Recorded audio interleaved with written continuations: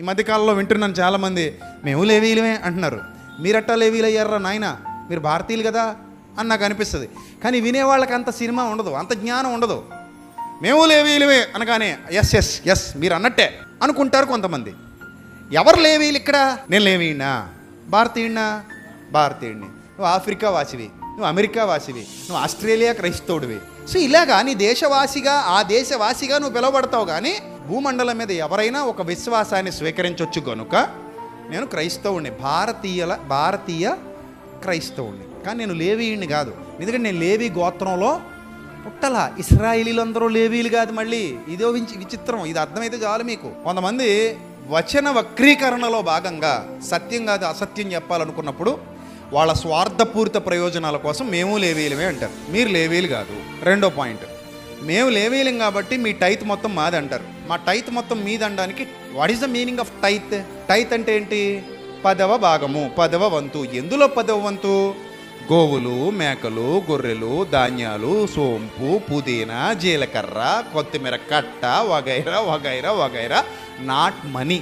పాత నిబంధనకి వెళ్ళిపోతే ధాన్యం, గోధుమలు, కొత్తిమీర కట్టలు, సోంపు, జీలకర్ర, పుదీనా, ఎవలు, పశు సంపద, గొర్రెలు, మేకలు, ఎద్దులు, అవి ఇవి, ఈ సస్య సంపద అంతటిలో 10వ వంతు దేవుడు లేవీలకి ఇచ్చేశాడు. ఇది ఏ నిబంధన? పాత నిబంధన. అక్కడ డబ్బు ప్రస్తావన లేదు. నా మందిరములో ఆహారం ఉండునట్లు, ఏముండునట్లు? నా మందిరములో ఆహారం ఉండునట్లు మీ 10వ భాగం అంతయు నా సన్నిధికి తేవాలన్నది ఇశ్రాయేలీలతో చేయబడిన నిబంధనలోని మాట. ఇప్పుడు అదే మనం ఫాలో అయితే ఇక్కడ పెద్ద గోడౌన్ కట్టాలి. దేనికి? ధాన్యం బస్తాలకి, కొత్తిమీర కట్టలకి, బీరకాయలకి, ఇంకేంటి చిక్కుడుకాయలకి, ఆనపకాయలకి, దోళ్ళకి, గొర్రెలకి, గేదెలకి, ఇవన్నింటికి మనం పెద్ద గొడవను కట్టుకు రెడీగా ఉండాలి. సో ఏంటి అసలు కాలం ఏంటి? ఏ కాలం? డబ్బులేంటి? డబ్బులు కాదు టైత్ అంటే. ఆ కాలంలో డబ్బులు కాదు, ఆ కాలంలో కేవలం ఇవే. కావాలంటే మీరు చదువుకోండి, బైబిల్ గ్రంథంలో బోలెడు రెఫరెన్సెస్ ఉన్నాయి. ఆ పాత నిబంధన ధర్మశాస్త్ర సంబంధమైన ఆ లా ఏదైతే చట్టం ఏదైతే ఉందో, ఆచార సంబంధమైన చట్టం రద్దు చేయబడింది. అందుకే కొన్ని లాస్ ఉంటాయి ప్రభు మార్చినవి. కంటికి కన్ను, పంటికి పన్ను. అంటే కన్ను తీస్తే కన్ను తీసేయచ్చు, పన్ను తీస్తే పన్ను తీసి పడేయి. కాలు తీసాడా కాలేసి తీసేయి, చేయి నరికాడా నువ్వు కూడా చేయి నరికేయి. ఈ లా ఉంది వాళ్ళకి. మనకి ఇప్పుడు కుదురుద్దా? అది చదివేసుకొచ్చేస్తే మరి మన బైబిల్లోనే ఉంది కదా అంటే ఉండొచ్చు, బట్ అది మనకు వర్తించేది కాదు. సెన్స్ ఉండాలిగా. ఆ లా వేరు, కొన్ని సంవత్సరాల క్రిందటి చట్టం అది. ఇక రెండోదిగా మనం మాట్లాడుకుంటే బలి, పశువుల బలి, పక్షుల బలి, పావురపు పిల్లలు, గొవ్వలు, పాప పరిహారార్థ బలులు, ఇక పిల్లలు పుట్టినప్పుడు బలులు, ఇత్యాది బలులు చాలా ఉన్నాయి. మరి అవన్నీ ఇప్పుడు ఉన్నాయా? అలాగైతే ఇక్కడ మనకు కూడా బయట ఏం కట్టాలి? బలిపీఠం కట్టాలి. నీసుకొంపు వచ్చి చచ్చిపోతాం, కబేల దగ్గర ఉన్నట్టు ఉంటుంది అది. అవన్నీ చేయాలంటే మళ్ళీ ఎవరు ఉండాలి? లేవీలు ఉండాలి. సో కాబట్టి ఈ చట్టం పూర్తిగా వేరు. ఇది నా రక్తము వలనైనా క్రొత్త నిబంధన. కొంతమంది అనుకుంటారు ఈయన దశంభాగాలకు వ్యతిరేకం అండి అనుకుంటారు. నేను దశంభాగాలకు వ్యతిరేకం కాదు, ఇస్తే ఇచ్చుకో, అది నీ ఇష్టం. కానీ ఆజ్ఞ లేదని చెప్తున్నాను. నా పాయింట్ మీకు అర్థమైందా? నువ్వు 100 సంపాదించావు, 10 రూపాయలు నువ్వు దేవుని సన్నిధికి ఇవ్వాలనుకున్నావు, నీ ఇష్టం, అది ఇచ్చితే ఇచ్చుకో. నువ్వు అలా సమర్పణ చేసుకుంటే నేనేం కాదనట్లా, ఇచ్చుకుంటే ఇచ్చుకో. కానీ ఖచ్చితంగా ఇవ్వాలి అని మలాకి గ్రంథంలో చెప్పినట్టుగా నూతన నిబంధనలో చెప్పటానికి వీలు లేదు. ఎందుకు లేదంటున్నానంటే ఇక్కడ కూడా కొంతమందికి తెలియాల్సింది ఉంది. అది ఏమిటంటే వాటిని మానక వీటిని చేయవలసి ఉన్నదని యేసు ప్రభువే చెప్పారు కదా. చాలామంది ఇది వాదిస్తుంటారు. శాస్త్రులు పరిచయులతో మాట్లాడుతూ వాటిని మానక వీటిని చేయవలసి ఉన్నది. మీరు పుదీనా, సదాప, కొత్తిమీర వీటన్నిటిలో 10వ వంతు చెల్లించుచున్నారు. కనికరమును, న్యాయమును, దేవుని ప్రేమను విడిచిపెట్టారు. వాటిని మానక వీటిని చేయవలసి ఉన్నదని యేసు ప్రభువు చెప్పారు కదా. సో మరి యేసు ప్రభువే చెప్పారు కదా. చదవండి ఒకసారి ఆ లేఖన భాగాన్ని. మత్తయి సువార్త 23వ అధ్యాయము 23వ వచనం చదువుదాం ఒకసారి. అయ్యో వేషధారులైన శాస్త్రులారా, పరిసయ్యులారా. ఎవరికి చెప్తున్నాడు? వేషధారులు. నెక్స్ట్ ఎవరు? శాస్త్రులు, పరిచయాలు. అంటే ఎవరికి, దేనికి చెందిన వాళ్ళు? క్రైస్తవులా? హేరోద్తో ఏదో చెప్తాడు, హేరోదు క్రైస్తవుడా? పిలాతుతో ఏదో చెప్తాడు, పిలాతు క్రైస్తవుడా? ఇశ్రాయేలీలతో చెప్తే ఇశ్రాయేలీలు క్రైస్తవులా? వీళ్ళతో మాట్లాడేటప్పుడు దేన్ని బేస్ చేసుకుని, ఏ నిబంధన బేస్ చేసుకుని మాట్లాడాలి యేసు ప్రభు? కామన్ సెన్స్ లేని వాళ్ళు ఏం ఆలోచిస్తారంటే, మత్తయి సువార్తలో, మార్కు సువార్తలో, లూకా సువార్తలో, యోహాను సువార్తలో చెప్పబడినవన్నీ కూడా, నా భాష అర్థం చేసుకోండి, అన్నీ కూడా క్రైస్తవులకు అనుకుంటారు. అన్నీ క్రైస్తవులకు కాదు. ఎందుకు కాదు అంటున్నానంటే, మత్తయి, మార్కు, లూకా, యోహాను వ్రాసే సమయానికి ఇంకా క్రొత్త నిబంధన స్టార్ట్ కాల. పాయింట్ అర్థమైందా? క్రొత్త నిబంధన చేయబడల. క్రొత్త నిబంధన, ఇది నా రక్తము వలనైనా క్రొత్త నిబంధన. This is the new testament, new లా, కొత్త చట్టం. కొత్త చట్టంలోకి వెళ్ళాక కొత్త చట్టం గురించి ప్రభువు మాట్లాడతారు, అపోస్తలులు మాట్లాడతారు, పరిశుద్ధాత్ముడు మాట్లాడతాడు. ఇప్పుడు మరి పాత చట్టంలో, ధర్మశాస్త్రంలో ఉన్నప్పుడు ఇంకా అప్పటికి లా రాలా. అంటే యేసు ప్రభు వారు అడపా కొన్ని సంగతులు చెప్తున్నారు అందరికీ ఆ లాకి సంబంధించి, కానీ పరిపూర్ణంగా ఒక లా ఇంకా బయలుదేరలా. మరి దేనిలో మాట్లాడాలి? ధర్మశాస్త్రంలో మాట్లాడాలి. ఎందులో నుంచి వచ్చాడు ఆయన? ధర్మశాస్త్రంలో నుంచి వచ్చాడు. ఏ గోత్రంలో నుంచి వచ్చాడు? యోధా గోత్రంలో నుంచి వచ్చాడు. ఏ నిబంధన చేయడానికి వచ్చాడు? కొత్త నిబంధన చేయడానికి వచ్చాడు. ఎవరితో చేయడానికి వచ్చాడు? సర్వమానవాళితో చేయడానికి వచ్చాడు. అందుకే మీరు సర్వలోకానికి వెళ్ళండి, సర్వ సృష్టికి సువార్త ప్రకటించండి. కానీ మత్తయి సువార్త 10వ అధ్యాయంలో ఏమంటాడో తెలుసా? మీరు నశించిన గొర్రెల యొద్దకు అనగా ఇశ్రాయేలీయుల యొద్దకు మాత్రమే వెళ్ళండి అంటాడు. ఇది పట్టుకుని చాలామంది మతోన్మాదులు ఏమంటారంటే, మీరు అందరికీ సువార్త చెప్పకూడదు, ఓన్లీ ఇశ్రాయేలీయులకి చెప్పాలంటారు. వాళ్ళకే తెలీదు. చూసారా బైబిల్ ఎంత కష్టం? బైబిల్ బోధించడానికి ముందు దాదాపు ఒక 4-5 సంవత్సరాలు దీని మీద ఎంత స్ట్రెస్ భరించాను అనుకుంటున్నారు నాకే తెలుసు. చాలాసార్లు మీకు చెప్పాను, ఇన్ని పుస్తకాలు ఉంటాయి నా దగ్గర, నోట్స్ ఇన్ని ఇప్పటికీ అలాగే ఉన్నాయి.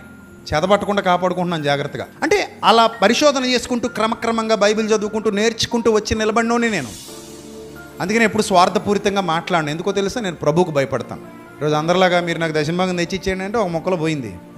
కానీ ఆ చట్టంలో ఎంత క్లారిటీ ఉందో అది చెప్పాలి. నేను అది చెప్పకుండా నేను మాట్లాడకూడదు. ఇక్కడ శాస్త్రులు పరిసయ్యులతో చెబుతున్నటువంటి మాట మీరు జాగ్రత్తగా అర్థం చేసుకుంటే, ఇక్కడ విషయం ఏంటంటే, ఇప్పుడు వెంటనే తొందరపడిపోకండి.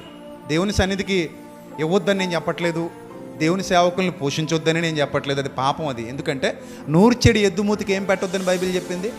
సిక్కం పెట్టొద్దు. నేను ఏది మాట్లాడుతున్నానంటే, you have a free will. You have a free will. What is that? What is the meaning of free will? అంటే నీకు దేవుడు పరిపూర్ణమైన స్వేచ్ఛ ఇచ్చాడు. సేవకుల్ని పోషించాల్సిన బాధ్యత నీ మీద ఉంది. నేను కాదని అన్ను. ఎందుకంటే సేవకుడు అంటే నిన్ను కాచే కాపరి. అతని కుటుంబం, అతని బాధ్యత నీదే. ఎందుకంటే ఆయన నీ టీచర్ కాబట్టి ఆయన బాధ్యత నీదే. రైటా? అలాగే ఆయన చేస్తున్న పరిచర్యకు సహకరించాల్సిన బాధ్యత కూడా నీదే. ఆ పరిచర్యలో నువ్వు కూడా వాడబడాలి. ఎందుకంటే రొట్టె ద్రాక్షరసం తీసుకుంటున్నామంటే ఆయన మరణమును మనం ఏం చేయాలి? ప్రచురించాలి. సువార్త ప్రకటించవలసిన భారము మనందరి మీద మోపబడి ఉన్నది.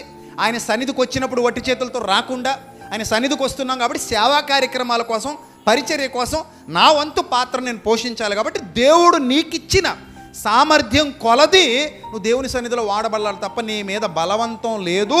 బలవంత పెట్టడానికి ఎవరికి అధికారం లేదు. అది నీ ఫ్రీ విల్. అందుకే నేను చాలాసార్లు చెప్తాను, ఒకవేళ నువ్వు లేమిలో ఉంటే, నీకే తినడానికి తిండి లేకపోతే, నీ దగ్గరే డబ్బు లేకపోతే, నువ్వే అప్పుల పాలు అయిపోయి ఉంటే, దేవుని సన్నిధిలో కానుక సంచి నీ దగ్గరకు వచ్చినప్పుడు నువ్వు దయచేసి కానుక వేయొద్దు. నువ్వు వాక్యం విని వెళ్ళిపో. నీ పరిస్థితి మెరుగైన తర్వాత, నీ పరిస్థితి బాగుపడిన తర్వాత అందరితో పాటు ఆ పరిచర్యలో నువ్వు కూడా వాడబడదు కానీ, దేవునికి సాక్షిగా నిలబడదు కానీ. కానీ అంతవరకు నువ్వు ఇబ్బందులు పడొద్దు. ఎందుకంటే నీ తండ్రి నిన్ను ప్రేమించేవాడు తప్ప నిన్ను పాడు చేసేవాడు కాదు. ఇప్పుడు నీకు 2 డౌట్లు వస్తాయి. సారిపతి విధవరాలు కళ్ళ ముందు తిరిగేస్తుంది, పేద విధవరాలు కూడా కళ్ళ ముందు తిరుగుతుంది. నేనేమి నిన్ను విడిచిపెట్టిన డౌట్లతో ఆ 2 కూడా చెప్పే ఇక్కడ నుంచి పంపిస్తా. ఫస్ట్ ఎక్కడున్నావు అక్కడికి వెళ్దాం, అలా ఉండనివ్వండి. సో ఇప్పుడు మీరు ఒక విషయం అర్థం చేసుకోండి. నేను దేవుని సంఘానికి ఇవ్వొద్దని నేను ఎప్పుడని చెప్తున్నానా? చెప్పట్లా. సేవకులను పోషించొద్దని చెప్తున్నానా? చెప్పట్లా. సేవకుడు అంటే దేవుని తర్వాత మనకి ఉపాధ్యాయుడు. ఆయన సర్వోన్నతుడైన బోధకుడు. ఈ సేవకుడు ఆ బోధకుడి ద్వారా సత్యం చెప్పేవాడైతే, మైల మరాఠీ అయితే నాకు సంబంధం లేదు, సత్యం చెప్పేవాడైతే ఆయన తర్వాత మనకు ఉపాధ్యాయుడిగా, బోధకుడుగా నియమించబడినవాడు దేవుని సంఘ కాపరి. కాబట్టి సంఘ కాపరికి విలువనివ్వని సంఘం బాగుపడదు. ఇంతకీ ఎక్కడ జరుగుతుంది ఈ కానుకలు వేసే పని? 21:1 కానుక పెట్టెలో తమ కానుకలు వేయుచున్న ధనవంతులను ఆయన పారజూచెను. ఇది దేవుని క్రీస్తు సంఘమా? 21వ అధ్యాయం 1వ వచనంలో ఉన్నది క్రైస్తవ సంఘమా? నా ప్రశ్న. క్రైస్తవ సంఘమా? ధర్మశాస్త్ర సమాజ మందిరమా? ఈ క్లారిటీ లేకుండా ఎలా బతికేస్తున్నారు మరి? ఇదే మందిరం ధర్మశాస్త్రానికి సంబంధించిన సమాజ మందిరం, ఇశ్రాయేలీలది, క్రైస్తవులది కాదు ఇది. ఆయన కూడా యూదుడు కనుక వాళ్ళకి బుద్ధి చెప్పడానికి అక్కడికి వెళ్ళాడు. వాళ్ళకి బుద్ధి చెప్పడానికి అక్కడికి వెళ్ళి ఏమన్నాడు? ధనవంతులందరినీ పారచూచాడు. ఇప్పుడు ఈ ధనవంతులతో పాటు ఒక భేద విధవరాలు వచ్చింది. ఆమె అందులో 2 కాసులు వేయిచుండగా చూచి, ఈ భేద విధవరాలు అందరికంటే ఎక్కువ వేసినని మీతో నిజముగా చెప్పుచున్నాను. ఈ మాట ఎందుకన్నాడు? యేసుప్రభు ఏదైనా ఊరికే చెప్తాడా? ఇప్పుడు భేద విధవరాలు ఇక్కడే ఉందనుకుందాం, ఈవిడే అనుకోండి కాసేపు భేద విధవరాలు, మీరు అందరూ ధనవంతులు. ఈమె భేద విధవరాలుగా వచ్చి ఇక్కడ కానుకేస్తుంది. ఎంత వేసింది? 2 కాసులు వేసింది ఈ అమ్మాయి అనుకోండి. కాసేపు 2 కాసులు వేసింది ఈ అమ్మాయి, చెల్లెమ్మ. ఇప్పుడు 2 కాసులు వేసిన ఈ అమ్మాయిని మీ అందరికీ చూపించి, మీలో లక్షాధికారులు ఉన్నారు, కోటీశ్వరులు ఉన్నారు, ధనవంతులు ఉన్నారు, అబ్బాబా మీరు మంచి గ్రాండ్గా నోట్లు చూపిస్తూ మరి వేశారు. ఎక్కడ? సమాజ మందిరంలోని కానుకలు పెట్టేది, సమాజ మందిరంలోని కానుకలు పెట్టే అక్కడ మీ నోట్లు చూపిస్తూ వేశారు. యేసుప్రభు అక్కడే కూర్చున్నాడు కానుకలు పెట్టే దగ్గర కూర్చొని. ఇప్పుడు మీ అందరినీ చూసి ఈ అమ్మాయిని పొగుడుతున్నాను నేను. నీలో 2,000 ఇచ్చినోడు ఉన్నాడు, 5,000 ఇచ్చినోడు ఉన్నాడు, 10,000 ఇచ్చినోడు ఉన్నాడు, 1,00,000 ఇచ్చినోడు ఉన్నాడు, 10 లక్షలు ఇచ్చినోడు ఉన్నాడు. మీలో గొప్ప గొప్ప ధనవంతులు అందరూ ఉన్నారు. మీరు ఇక్కడ పెద్ద ధనవంతులు అందరూ వచ్చారు ఆ ఆరాధనకి, సమాజ మందిరానికి. క్రైస్తవ సంఘం కాదు అది. ఇప్పుడు ఈ అమ్మాయి మాత్రం 2 కాసులు పట్టుకొచ్చి ఇచ్చేసి ఏడుస్తూ వెళ్ళిపోతుంది. ఎందుకంటే ఇంక ఈ అమ్మాయి దగ్గర ఏమీ లేవు. కానీ ప్రభువును ప్రేమిస్తుంది. అందుకే పాట రాశాను, ఇప్పుడు గొప్పతనం తెలియాలని, భేదవదవరాలి ప్రేమ ఎంత గొప్పదని. సో ఈ 2 కాసులు ఇచ్చేసి ఈ అమ్మాయి వెళ్ళిపోతుంది. ఇప్పుడు ఎందుకు వెళ్ళిపోతుంది? నాకేమీ లేదు, నేను ఉన్నది ఇంక ఇదే ఉంది, దీంతో నేనేం చేసుకుంటా, దీంతో ఏమీ రాదు నాకు, దేవుడికి ఇచ్చేసా, పోతుంది అంతే. ఇంకా ఎక్కడ పోతుందో తెలియదు. ఇలాంటి వాళ్ళు ఆ రోజుల్లో చాలామంది ఉన్నారు. ఈమెను ఎందుకు ఇప్పుడు, నువ్వు కూర్చో తల్లి, ఈమెను ఎందుకు ఇప్పుడు ధనవంతులైన వాళ్ళందరికీ చూపించాల్సి వస్తుందంటే, మార్క్స్ వార్త 12:38 ఎందుకు చూపించాల్సి వచ్చింది? యేసుక్రీస్తు ఏం చేసినా ఒక ప్రణాళిక ప్రకారం చేస్తారు ఆయన. మరి ఆయన వారికి బోధించుచూ ఇట్లనెను, శాస్త్రులను గూర్చి జాగ్రత్త పడుడి, వారు నిలువుటంగీలు ధరించుకుని తిరుగుట, సంత వీధులలో వందనాలు, సమాజ మందిరాల్లో అగ్రపేటాలు, విందుల్లో అగ్రస్థానాలు కోర్చు విధవరాండ్ర ఇండ్లు తిరగమింగుతున్నారు. వీళ్ళు 2 కాసులున్న భేద విధవరాలను ఎవరు పోషించాలి ఇప్పుడు రూల్గా? అయితే పేదలను కనికరించువాడు యెహోవాకు అప్పిచ్చువాడు. ఎవరు చెప్పారు? అది ధర్మశాస్త్రమే చెప్పింది. కానీ దాన్ని వాళ్ళు ఫాలో అవ్వకుండా నువ్వు ఇవ్వడమే తప్ప మా దగ్గర నుంచి నీకు వచ్చేది ఏమి ఉండదని చెప్తున్నారు. ఇంకా భేద విధవరాలు కూడా దేవుని మీద ప్రేమతో ఆ 2 కాసులు ఇచ్చేసి వెళ్ళిపోతుంది. ఇప్పుడు ఏముంది? ఆవిడికి తినడానికి ఏమీ లేదు, బతకడానికి నాన్న వాళ్ళు లేరు, రేపు పొద్దున ఆకలికి ఏమైపోద్ది? చచ్చిపోద్ది. ఈ దౌర్భాగ్యులు ఏం చేస్తున్నారు? శాస్త్రులు, పరిచయులు అలాంటి వాళ్ళ దగ్గర కూడా దోచుకుంటున్నారు తప్ప వాళ్ళని ఆదరించట్లేదు. వీళ్ళ దగ్గర మందిరంలో ఆహారం ఉండునట్లు ఎందుకన్నాడు తెలుసా? 10వ భాగం అంతా తెమ్మని, అలాంటి వాళ్ళని కూడా పోషించమనే. మీరు తెచ్చిన అదంతా ఒక చోట పెట్టండి. అది జీలకర్ర, పుదీనా, సదాప, సోంపు, లేదా గోధుమలు, గొడ్లు, ఏమైనా గొర్రెలు ఏమైనా కానీ పెట్టండి, మందిరంలో పెట్టండి. 10వ వంతు అంతా తెచ్చి మందిరంలో పెట్టండి. అందులోదే లేవీలు తినాలి, అందులోదే విధవరాళ్ళు తినాలి, అందులోదే ఎలాంటి పేదలు తినాలి, అందులోదే అనాథ పిల్లలు తినాలి. అదో రూల్ ఉంది పాత నిబంధనలో. ఆ రూల్ అతిక్రమించి ఇలా ఆవిడకి ఏం సాయం చేయలేదు కాబట్టి ఆ రోజు పని కట్టుకుని వెళ్ళి అక్కడ కూర్చున్నాడు. ఆయన కూర్చున్నాడంటే వీళ్ళకి వాతలు వేయడానికే, ఆయన కూర్చున్నాడంటే వీళ్ళకి బుద్ధి చెప్పడానికి. వీళ్ళు కూర్చొని మరీ బుద్ధి చెప్పాడు. ఏమని బుద్ధి చెప్పాడు? చదవండి. మీరు విధవరాండ్ర ఇండ్లు దిగమింగుచు మాయ వేషముగా దీర్ఘ ప్రార్థనలు చేయుదురు, వీరు మరీ విశేషముగా శిక్ష పొందుకుంటారు. కబడ్దార్ అన్నాడు ఆయన. ఏం పొందుకుంటారు? శిక్ష పొందుకుంటారు, జాగ్రత్త అన్నాడు. గట్టిగా వార్నింగ్ ఇచ్చాడు వాళ్ళకి. మీరు శిక్ష పొందుకుంటారు దౌర్భాగ్యులారా. మీ దగ్గర బోల్డ్ అంత ఆస్తుంది. ఆ భేద విధవరాలు 2 కాసులు పట్టుకొచ్చేసింది. ఏమైనా సాయం చేశారా ఆవిడికి? కనీసం అన్నం పెట్టారా ఆవిడికి? ధనవంతుడిని ఎందుకు శిక్షించాడు దేవుడు? లాజర్ని పట్టించుకోలేదు, ఎంగిలి మెతుకులు కూడా వేయలేదు లాజర్కే. లాజర్ అంత బాధపడుతుంటే ఆ బల్ల మీద నుండి పడే రొట్టె ముక్కలైనా పెడతాడేమో అని చూస్తుంటే ఆకలితో ఉన్నోడికి అన్నం పెట్టలేదు కాబట్టి ధనవంతుడిని తీసుకెళ్ళి పాతాళంలో పడేశాడు. జాలి దయలేనుడికి పరలోకం ఎందుకు ఎత్తాడు? అంతే కదా. నువ్వు దేవుని కుమారుడు అయితే నీకు జాలి, దయ, కరుణ ఉండాలి. యేసుప్రభు ఫాలోవర్ అయితే అవి ఏవీ లేనప్పుడు కనీసం ఆకలితో ఉన్నాడు, ఒక ముద్ద అన్నం పెట్టంటే పెట్టలేకపోతే నీకెందుకు పరలోకం ఇవ్వాలి? నీకు సమృద్ధిగా ఆహారం ఇచ్చాడుగా దేవుడు. మరి నువ్వు కనీసం ఆకలిని వచ్చినోడికి అన్నం పెట్టలేవు, అందుకు శిక్షించాడు. ఇప్పుడు ఇక్కడ ముగించుకుందాం. చూడండి, వాళ్ళను బుద్ధి చెప్పి అప్పుడు 41వ వచనంలో ఆయన కానుక పెట్టే ఎదుట కూర్చుండి జనసమూహం ఆ కానుక పెట్టెలో డబ్బులు వేయుట చూచుచుండెను. ధనవంతులైన వారు అనేకులట, అందులో విశేషముగా సొమ్ము వేయుచుండిరి. ఒక బీద విధవరాలు, ఆ విధవరాలు మామూలు విధవరాలు కూడా ఉండొచ్చు, ధనవంతులైన విధవరాలు కూడా ఉండొచ్చు, కానీ ఈమె ధనవంతురాలైన విధవరాలు కాదు. ఏ విధవరాలు ఈమె? ఆ పాయింట్ మీరు క్యాచ్ చేయాలి. బీద విధవరాలు వచ్చి ఎందులో ఏమేసింది? 2 కాసులు వేసింది. ఆయన తన శిష్యులను పిలిచి కానుక పెట్టెలో డబ్బులు వేసిన వారందరికంటే ఈ బీద విధవరాలు ఎక్కువ వేసినని మీతో నిశ్చయముగా చెప్పుచున్నాను. వారందరూ తమకు కలిగిన సమృద్ధిలో నుండి వేసిరి గాని ఈమె తన లేమిలో తనకు కలిగినదంతయు తన జీవనమంతయు వేసినని చెప్పాను. మిమ్మల్ని కూడా అలాగే వేయండి అని చెప్పాడా? చెప్పాడు కాబట్టి ఇది మనందరం ఫాలో అవ్వాలని చెప్పాడు అనుకుంటున్నారా? కాదు, వాళ్ళకి బుద్ధి చెప్తున్నాడు. అరే, మీ చెల్లెమ్మ, మీ అక్క, మీ అమ్మ ఈ స్థితిలో ఉంటే నువ్వు తీసుకుంటావా, ఇస్తావా? Direct question. సేవకుడికైనా విశ్వాసికైనా. ఇప్పుడు నేను సేవకుడిని కదా, ఆ భేద విధవరాలు మా అమ్మే అనుకుందాం కాసేపు. మా అమ్మే, సంఘంలో ఉన్నాను, నేను ప్రీస్ట్గా ఉన్నాను, హై ప్రీస్ట్, నేను ఇప్పుడు ప్రధాన యాజకుడిని. ఇప్పుడు ఆ భేద విధవరాలు మా అమ్మే. మా అమ్మ అలా వచ్చి, మా అమ్మ దగ్గర ఇంకేమీ లేదా, 2 కాసులే ఉన్నాయి, నేను కొడుకుని, వచ్చి 2 కాసులు వేసి వెళ్ళిపోతుంది, ఇంకేం లేదు మా అమ్మ దగ్గర. నెక్స్ట్ ఏంటి? మా అమ్మ చనిపోవడమే. ఇప్పుడు నేను ఆ 2 కాసులు తీసుకుంటానా? అమ్మా, నేను ఉన్నాను కదమ్మా కొడుకుని, నీకే నేను పెడతానమ్మా, నువ్వు వెయ్యొద్దంటానా? ఏమంటాను? పాస్టర్ గారు తల్లి ఆ స్థితిలో ఉంటే పాస్టర్ గారు ఒప్పుకుంటాడా? నువ్వు వెయ్యి అంటాడా, వద్దంటాడా? పాస్టర్ గారు అక్క ఆ స్థితిలో ఉంటే పాస్టర్ గారు ఏసీ అంటాడా, వద్దంటాడా? పాస్టర్ గారు చెల్లి ఆ స్థితిలో ఉంటే ఏసీ అమ్మ అంటాడా, వద్దంటాడా? ఏమంటాడు? వద్దంటాడుగా. మరి ఆ కామన్ సెన్స్ ఎందుకు మిస్ అయిపోతుంది? నా ఆలోచన ఎందుకు అర్థం కావట్లేదు? నేను చెప్పే లోతైన సత్యం ఎందుకు గ్రహించలేకపోతున్నారు? ఇంత ఓపెన్గా బైబిల్ బోధిస్తుంటే ఇది కూడా కొంతమందికి అర్థం కావట్లేదంటే ఏం చేయాలి? జాలి లేకపోతే నేను పశువుతో సమానం. పశువుకైనా జాలి ఉంటుంది. జాలి కనికరం విడిచిపెడితే మృగాలు నయం మనకంటే. కాబట్టి మన బ్రతుకుల్లో ఏముండాలి? జాలి, దయ, కనికరం ఉండాలి. కాబట్టి ఫైనల్గా వస్తున్నాను. భేద విధవరాలు చేసినట్టుగా మీ అందరూ లేమిలో దేవుడికి ఇచ్చేస్తే దేవుడు మీకు ఇస్తాడని కాదు. సారిపతి విధవరాల్లాగా మీరందరూ లేమిలో ఇచ్చేస్తే దేవుడు మీకు ఇస్తాడని కాదు. వారు తమ లేమిలో ఇచ్చారని కొరింథీ పత్రికలో చెబుతున్న సందర్భం వాళ్ళకే తిండి లేకుండా ఎదుటోళ్ళకి తిండి పెట్టాడని కాదు. అది కూడా వాడుకుంటారు కొంతమంది. వారు తమ లేమిలో చేశారు, తమ సామర్థ్యం కంటే ఎక్కువగా చేశారంటాడు కొరింథీ పత్రికలో. లేమిలో అంటే అర్థం ఏంటంటే అందరితో పోల్చుకుంటే వాళ్ళ పరిస్థితి బాలేదు, అయినా కూడా సంఘంలో నిరుపేదలు ఉన్నారని గుర్తించి వీళ్ళకున్న కొద్దిలో వాళ్ళకు పెట్టారని పౌలు భక్తుడు పొగుడుతున్నాడు వాళ్ళని. అది యెరూషలేములో కరువు సంభవించిన సమయం. ఇశ్రాయేలీల్లో క్రైస్తవులైన వారిని యూదులు చంపుతున్న సమయం.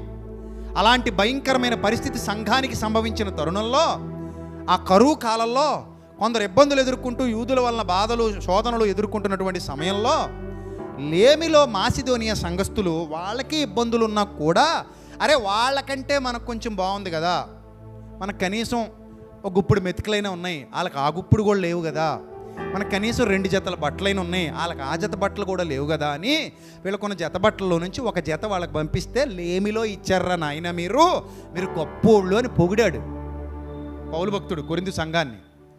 కొరింథీ సంఘంలో రాసిన పత్రికలో. ఇప్పుడు నాకు ఓ 10 రోజులకి సరిపడా అన్నం ఉంది, కరువు నడుస్తుంది, నువ్వు నా సంఘపెట్టివి నా దగ్గరికి వచ్చావు, అన్నా ఆకలి అవుతుంది అన్నా అన్నావు. నేను లేమిలో ఉన్నట్ట కలిమిలో ఉన్నట్ట? ఇప్పుడు రూల్గా అయితే లేమిలో ఉన్నట్టే, ఎందుకంటే నాకు 10 రోజుల్లో నా పరిస్థితి అదే.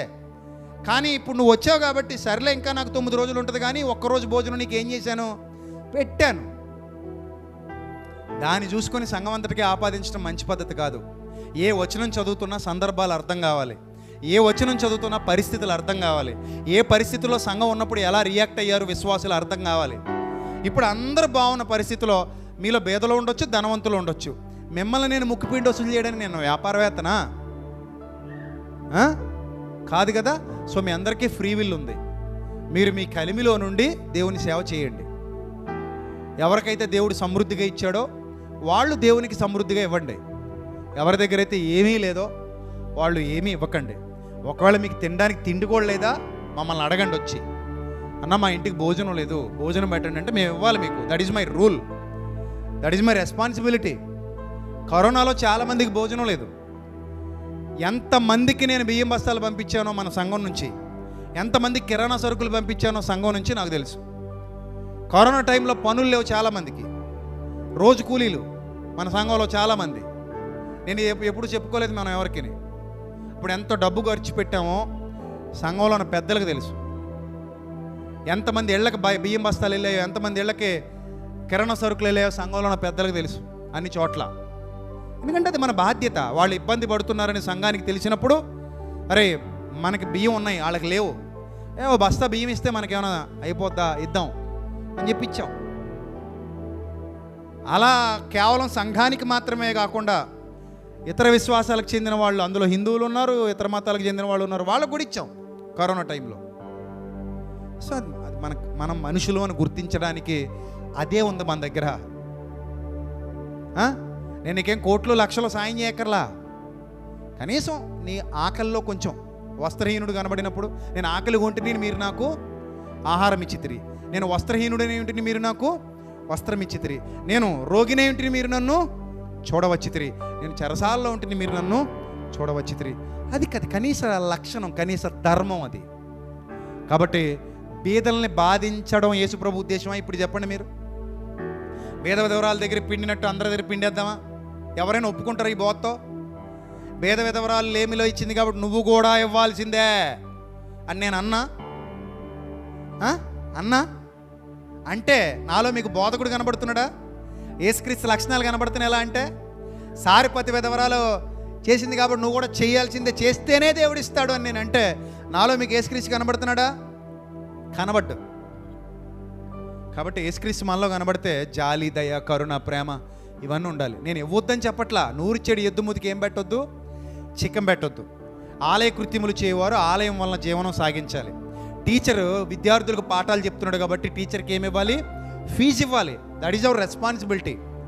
పురోహితుడు హిందూ దేవాలయంలో పూజలు చేస్తాడు కాబట్టి ఆయనకి కూడా పౌరోహిత్యం చేసినందుకు వాళ్ళు సంభావన ఇస్తారు, లేకపోతే వాళ్ళకు తోచినంత ఆయన చేతిలో పెడతారు. లేదా ఇమామ్స్ ఉంటారు ఇస్లాం వారికి, మసీదుల్లో వాళ్ళు వాళ్ళ దేవాలయ సంబంధమైన కార్యక్రమాలు, మసీదు సంబంధ కార్యక్రమాలు నిర్వహిస్తారు కనుక వాళ్ళకు వాళ్ళు పోషణ నిమిత్తం ఇస్తారు, వాళ్ళు మసీదుకి డబ్బులు ఇస్తారు. So in the same sense క్రైస్తవులు కూడా సంఘంలో సేవకుడు మీకోసం పరిచర్య చేస్తున్నాడు, అతనికి జీవన సంబంధమైన ఏ విధి విధానాలు లేకుండా మీ పరిచర్యలో వాడబడుతుంటే మీరు అతన్ని ప్రోత్సహించాలి, పోషించాలి. ఆ బాధ్యత మీరు తీసుకోవాలి. లేదా వాళ్ళు చేస్తున్న స్వార్థ కార్యక్రమాల్లో దేవుడు నీకు ఇచ్చిన సమృద్ధి కొలది వాడబడాలి. ఎందుకంటే రొట్టె ద్రాక్షారసం తీసుకుంటున్న వాళ్ళందరి బాధ్యత ఏమిటంటే సిలువను గూర్చిన ప్రకటన, నా విధి, ఆయన మరణమును నేను ఏం చేయాలి? ప్రచురపరచాలి.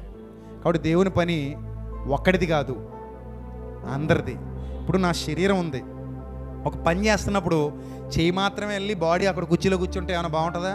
కుదురుద్దా? పోనీ అక్కడికి వెళ్ళి ఆ మైక్ తీసుకొని రావాలి. మొత్తం బాడీ వెళ్ళాలా? ఓన్లీ చెయ్యి వెళ్ళాలా? తీసేది మొత్తం బాడీయా, చెయ్యి మాత్రమేనా? చెయ్యి మాత్రమే. కానీ ఎవరు వెళ్ళారు? బాడీ మొత్తం. మన బాడీలో హెడ్ ఎవరు? శిరస్సు ఎవరు మన బాడీలో? క్రీస్తు. మన బాడీ అంటే ఏది?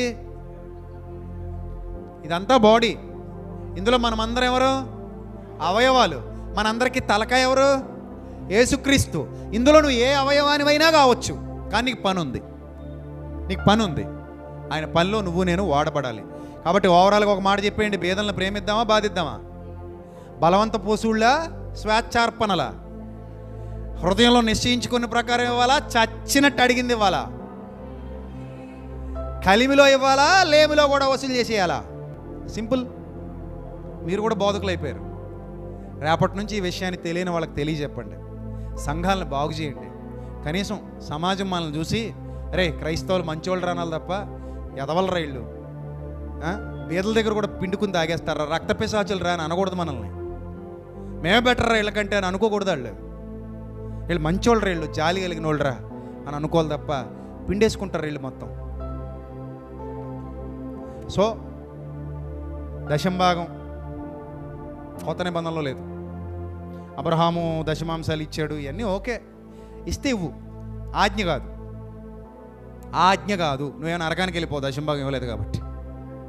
ఆజ్ఞ కాదు. నేను ఎలాంటి వాడిని తెలుసా? ఒకవేళ నా ప్రభు పనికి 100 అవసరం అనుకో, 100 ఇచ్చే రకం నేను. నా పాయింట్ అర్థమైందా నీకు? నేను నా ప్రభు పనికి నాకు 100 అవసరం అవుతుంది అనిపించినప్పుడు 100 ఇచ్చే రకం తప్ప నేను 10 ఇచ్చే రకాన్ని కాదు. చివరికి నా ప్రాణం సహా నా ప్రభుదే అని ఆయన కోసం బ్రతుకుతున్నాను నేను. నా ప్రేమ ఆ రేంజ్లో ఉంటుంది. కాబట్టి నీ ఇష్టం, అది నీ సామర్థ్యం ఎంతో నువ్వు సెలెక్ట్ చేసుకో. ఇప్పుడు ఒక 100 కేజీల బస్తా ఉంది, నిన్ను ఎత్తేమంటే మోసుకుని వెళ్ళిపోమంటే చచ్చి ఊరుకుంటావు. అందరూ 100 కేజీల బస్తా లేపలేరు. 100 మోసేయాలంటే నీ బొంద మోయగలవు. ఎక్కడ మోస్తాం? బాడీ సహకరించదు. అలాగే దేవుని పనికి సామర్థ్యం కొలది ఇవ్వండి. ఆ దేవుడు నీకు ఇచ్చిన కొలది, నీ సామర్థ్యం కొలది దేవుని పనిలో వాడబడండి. కానుకల సంచి మీ దగ్గరకు వచ్చినప్పుడు మీ కలిమిలో నుండి ఇవ్వండి.